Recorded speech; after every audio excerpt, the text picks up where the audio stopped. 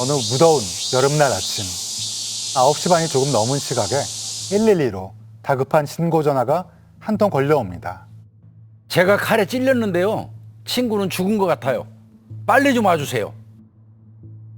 사건이 발생한 곳은 강남 한 오피스텔이었는데요.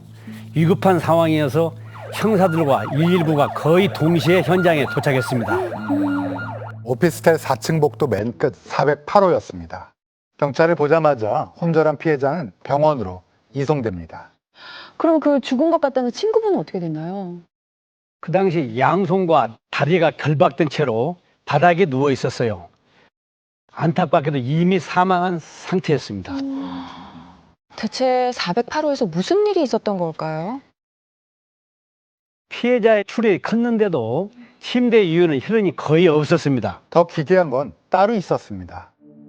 검붉게 물든 침대 한가운데가 움푹 파여 있었습니다. 근데 범인이 자신의 신체에서 나온 흔적, 특히 DNA를 없애려고 한 것 같은데 아무래도 성범죄와 관련이 있는 거 아닐까요? 경찰은 일단 오피스텔 CCTV부터 확인을 합니다. 수상한 사람이 찍힌 게 혹시 있었나요? 범죄가 일어난 시각 전후로 출입한 사람은 CCTV에도 확인되지 않았습니다. 그래도 다행인 게 수사 첫날 오피스텔 주민 중에 한 분이 목격담을 이야기해 줍니다. 다행이다. 이 사람이 이제 곰곰이 생각을 하더니 한 달 전쯤에 제가 좀 수상한 장면을 좀 봤어요. 이렇게 말을 하더라는 겁니다. 옆집 남자가 밖에 나가려고 현관문을 딱 열었대요. 그리고 비슷한 타이밍에 옆집 여성은 문을 닫고 들어간 거예요. 근데 문 뒤에 어떤 남자가 하나 서 있더랍니다. 옆집 남자랑 딱 눈이 마주친 거예요. 그러니까 그 남자가 황급히 도망치듯 비상계단으로 달아났다는 이야기를 해주었습니다. 나이는 한 30대 초반 같았고 둥근 얼굴형이었는데요. 키는 170cm 정도, 체격이 왜소해 보였고 그리고 헤어스타일이 2대8로 넘긴 머리가 있어요. 그러면 혜진 씨는 그 범인의 얼굴을 전혀 못 본 걸까요? 어렴풋이 본 인상 차이는 있었습니다. 20대 후반 정도로 보였고 둥그스름한 얼굴형, 키는 170cm 정도, 베이지색 줄무늬에 티셔츠를 입고 있었다고 합니다. 그리고 2대8 스타일 머리 하이칼라 머리 모양을 하고 있었답니다. 아까 옆집에 사는 407호 남자가 봤다는 인상착이랑 상당히 일치하는데요? 그런데 잠시 후 아주 결정적인 진술을 듣게 됩니다. 한참을 생각하던 혜진 씨는 범인이 나가고 밖에서 다른 문소리가 작게 나는 것 같더라고요. 생각해보니 그게 가까운 옆집 문소리일 수도 있다는 느낌이 든다는 거였습니다. 옆집이면 407호. 그 수상한 사람을 봤다고 했던 목격자 아닌가요? 사실 407호가 수사관에게 자신의 목격담을 얘기했잖아요. 근데 좀 이상한 거를 느꼈다고 합니다. 체격이며 헤어스타일, 왜 8대의 가르마라고 네. 얘기했잖아요. 그게 407호 남자 본인의 모습과 너무나 똑같다라는 거죠. DNA를 채취해야 될 것 같은데 하셨나요? 의심해서 그런 게 아니다. 그냥 좀 협조해달라라고 부탁했습니다. 몹시 불쾌하다가 한참 후에야 마지못해 응했습니다. 그 뒤로 김현철은 저를 만날 때마다 결과 언제 나오냐고 물었어요. 아, 이제 안달이 났구나. 제가 일부러 그런 증거 없다고 연락 왔다. 어. 범인이 너무 완벽해서 잡기가 힘들다고 했더니 흥분된 목소리로 이런 것도 못 잡는 게 말이 되느냐면서 순간 이상이 알았다는 기분 좋은 표정을 짓더라고요.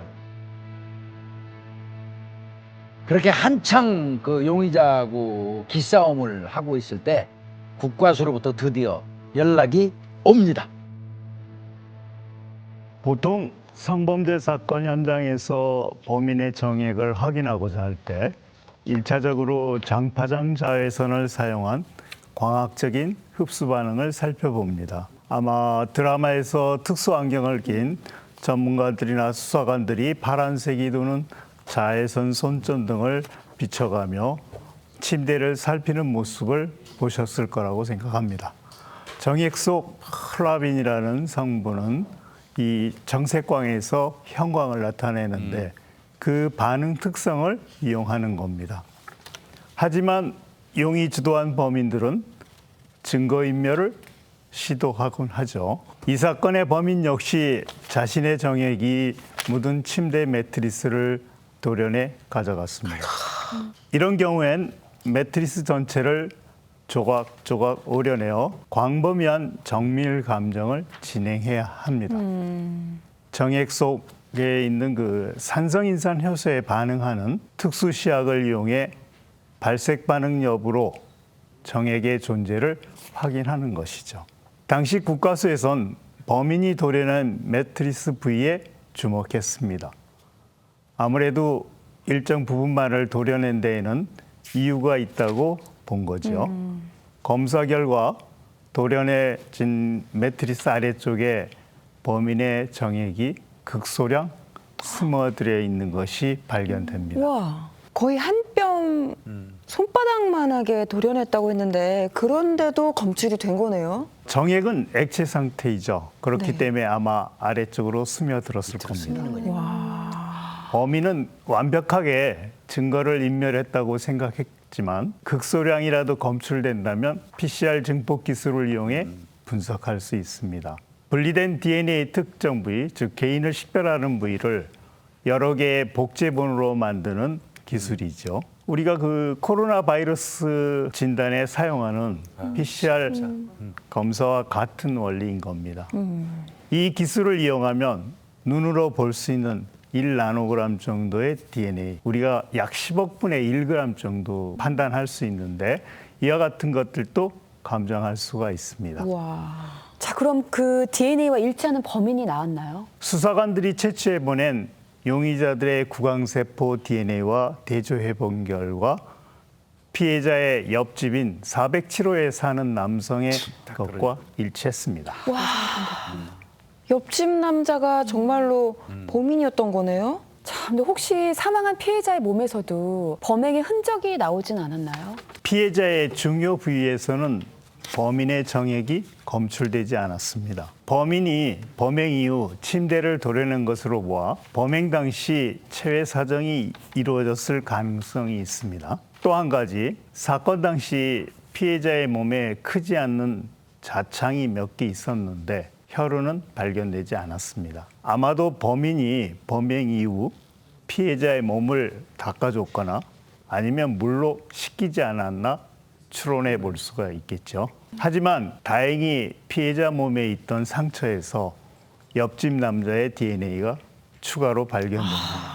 범인은 증거인멸을 시도했지만 완벽하게 하지는 못했던 것입니다. 결국에는 유전자 기술 앞에서 덜미가 잡혔네요. 그런데 경찰서의 조사가 시작되자 침착하게 부인을 합니다. DNA가 나왔다고 얘기를 했지만 듣는 척도 안 하더라고요. 그래서 마지막이다고 생각하고 밀어붙였습니다. 범인이 자백 안 하니까 할 수 없다. 지금 당장 시골집으로 간다. 이 말을 하니까 범인이 바로 허옇게 질려서 벌벌 떨면서 눈물을 흘리기 시작을 했습니다. 결국 범인은 검거 5일 만에 죄를 자백했습니다. 피해자의 집인 408호가 복도 끝에 있다고 했잖아요. 그 복도 끝에 창문이 하나 있는데 거기에 담배꽁초가 가득하더랍니다. 범인은 매일 피해자의 집 앞에서 담배를 피웠던 거죠. 와, 호시탐탐 노렸구나. 범인은 그 사건을 저지른 뒤 몇 시간 뒤 교사 면접을 보고 왔습니다. 면접 성적 결과도 굉장히 잘 봤다고 당당히 얘기를 합니다. 죄의식이나 양심의 가책을 전혀 느끼지 않았던 것이죠. 우리가 흔히 말하는 사이코패스가 아닌가 생각이 들거든요. 범인의 심리가 궁금해지네요. 범인에게서 분명히 사이코패스의 특징이 보이기는 합니다. 우선 자신의 범행에 방해가 되는 피해자의 친구를 아무런 거리낌 없이 살해해버리죠. 그리고 마치 그 자리에서 무슨 쓰레기인 것처럼 치워버립니다. 그리고 사람을 죽인 이후에도 자신의 성욕을 채우기 위해서 범행을 이어가고 살려달라고 애원하는 피해자를 또 죽여버리죠. 범행 후에 침착하게 현장을 정리하면서 완전 범죄를 꿈꾸고요. 그리고 경찰의 주변을 맴돌며 수사 과정을 지켜보기도 합니다. 어쩌면 증거가 나오지 않는 모습을 보면서 경찰들 앞에서 우쭐해하거나 자랑스러워했을 가능성도 있어 보이죠. 통상적인 감정을 가진 사람으로서는 도저히 받아들여지지 않는 행동입니다. 그런데 사이코패스는 하나의 성격의 패턴이기 때문에 이 범인이 사이코패스라면 과거에도 유사한 반사회적 행동들이 반복했을 가능성이 크죠. 그런데 범인에게서는 전혀 그런 이력이 발견되지 않았습니다. 그리고 정말 사이코패스라면 생존 피해자가 죽었는지 확인하지 않았을 거고요. 아마 그냥 흉기로 더 찌르고 갔겠죠. 근데 범인이 경찰한테 자기와 닮은 인상착의를 말해주고 도망가지 않았던 건 왜 그런 건지 궁금하거든요. 만약 범인이 정말 치밀한 사이코패스였다면 오히려 거짓된 정보를 경찰에게 흘리면서 수사에 혼선을 줬을 겁니다. 그런데 범인은 거짓이 아니라 정말 자기 자신의 그 범인의 인상착의를 말하죠. 마치 자기 자신이 제3자의 입장에서 그 범인을 바라보는 것처럼요. 그리고 수사관들이 부르면 도망가지 않고 고분고분 달려옵니다. 왜 이런 바보 같기도 한 모습을 보였을까? 범인은 이미 자신의 머릿속에서 범행에 대해 자신이 저지른 일이 아니라고 스스로 그 범행 자체를 무시하고 억눌렀다고 보여집니다. 이런 걸 프로이트는 정서적인 감정이나 욕망, 심지어 기억까지 의식에서 억누른다고 해서 억압이라는 방어 기제라고 이름을 붙이고요. 이를 1차적인 자아 방어로 간주합니다.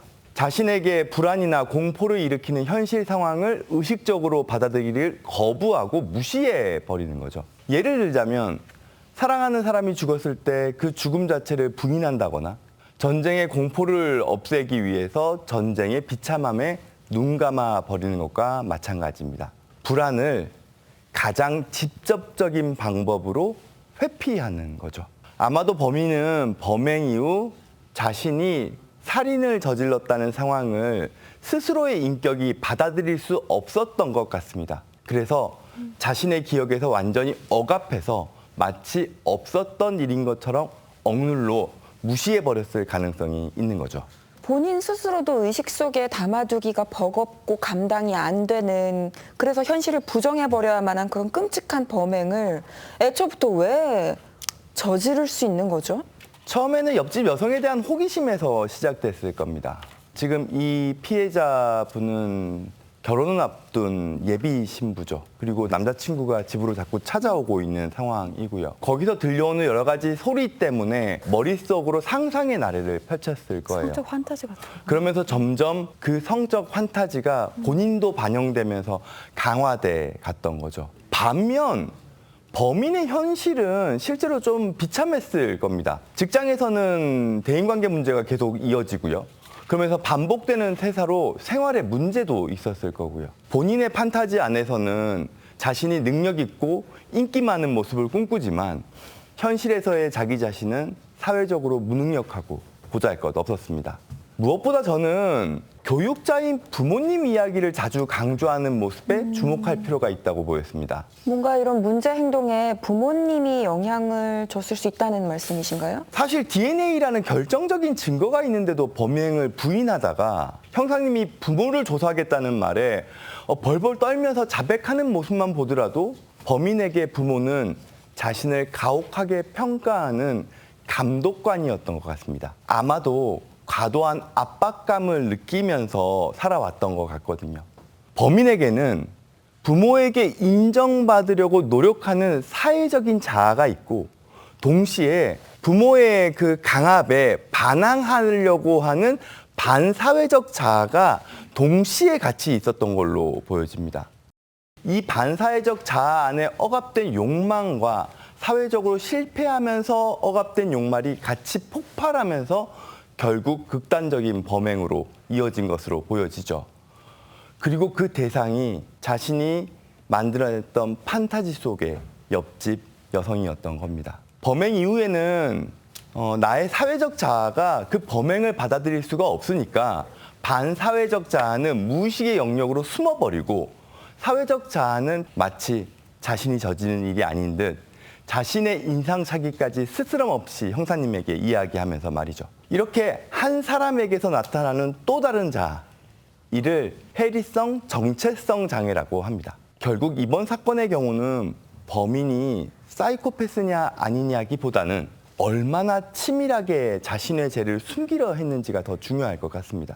사이코패스는 교도소 안에서도 반사회적 성향이 도드라지기 때문에 계속 행동 문제를 일으킵니다.